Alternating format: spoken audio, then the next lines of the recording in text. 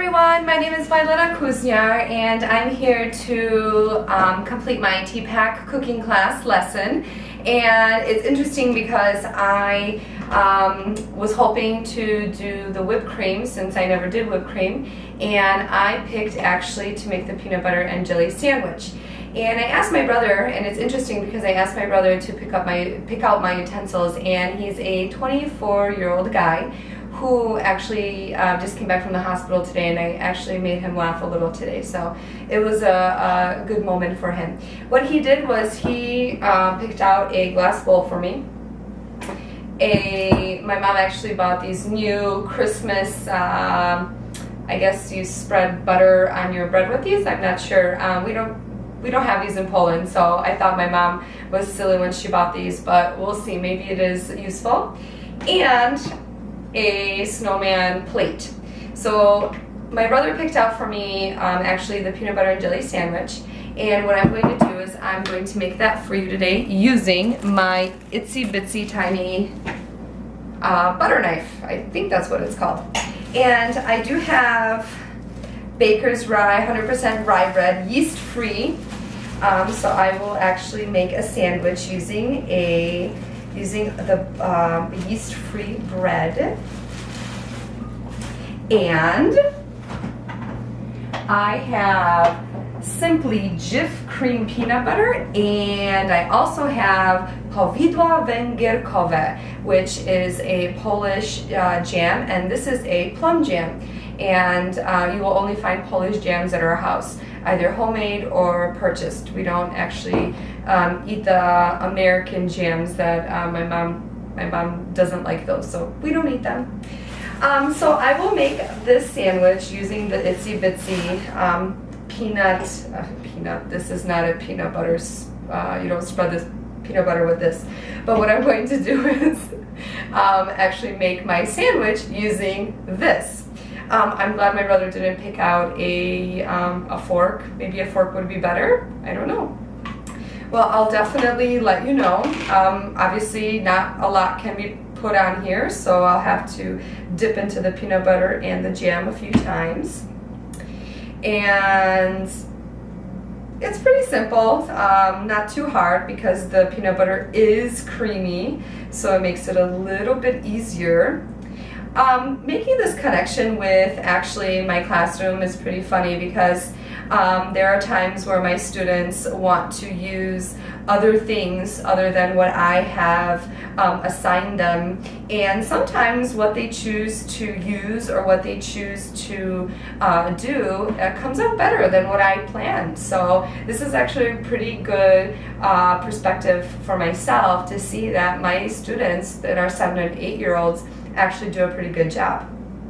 I'm going back to my sandwich. One spread, and it's all spread out, even though I do like more peanut butter, so let's put more peanut butter on here. Another connection that I made was actually trying to not using the same utensils over again. I think that if someone picked maybe a spatula, a fork, or even a straw, I think I would be able to make it work, because you do try to make it work. Let me wipe this off because my brothers would hate to find peanut butter in the jam.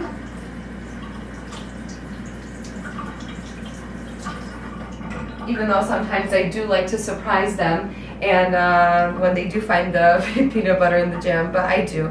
I'm trying to make it a little bit easier around the holidays here for us to lighten up the mood. Well, the peanut butter was easy to spread, so I'll put that away. Let's see about the jam. This is a little bit thicker. Plum jam is a little bit thicker. I can even put oh, there it goes. So I think it'll be easier. Let's see. Plum jam is pretty good. If you haven't tried it, please try it. I'm not a spokesperson for the Polish market, but definitely they do have really, really good jams there. And I have to say, it's not that hard putting the jam on with this little butter knife. Even though, see, I assumed and I was wrong. I thought it would be harder, but since it's very simple, it's not too bad. And regarding the TPACK framework, this is definitely something that, something innovative, something different. If I want, I can even put my sandwich in my bowl. I could eat it that way as well too. And I think that creating something like this, especially me being a teacher in the 2nd grade, gives me an idea of, even though I have my lesson plans planned already in advance, I can definitely change it up a little bit the day before, that day, even ask my students to see what types of ideas they have, so that we can be able to, just like Dr. Mishra said, to explore, create, and share. And I do think that the share part is pretty critical, because when we do share, that gives us that's a whole new level where we can be able to share our ideas, and even if that idea is the same, but also how it's presented. And I think it is really, really neat when, for example, my students, when they share, and they love to share, when they share all these different ideas that they have, and when they share even like the simplest weekend news, they are so excited and taking it to a whole new level, trying to maybe even set up a blog for my classroom for next semester. I think that's going to be something that I'm taking away from this, because I definitely want my students to be able to share what they make, share what they do, and be able to share with others, or not only in different schools in the same community, but also around the world. Our school, the school that I work at, we have a sister school in Poland, and I think that this connection that I'm making right now, and going to set up a blog and a website for my students, for them to connect with the students in Poland, I think that's going to be a great experience for them. So going back to my sandwich, I haven't tried it yet. I hope it's good.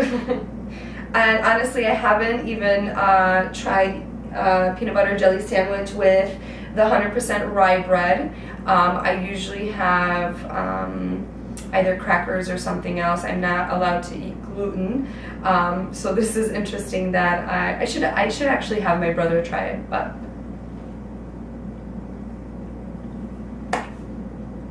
it is a peanut butter jelly sandwich. Sorry, I'm talking with my mouth full, but it's a delicious one, and I hope if you get a chance to try it, use a little butter knife, use a little snowman plate or a bowl, or you don't have to use anything, and enjoy your peanut butter jelly sandwich. And for everyone else, happy holidays. Take care.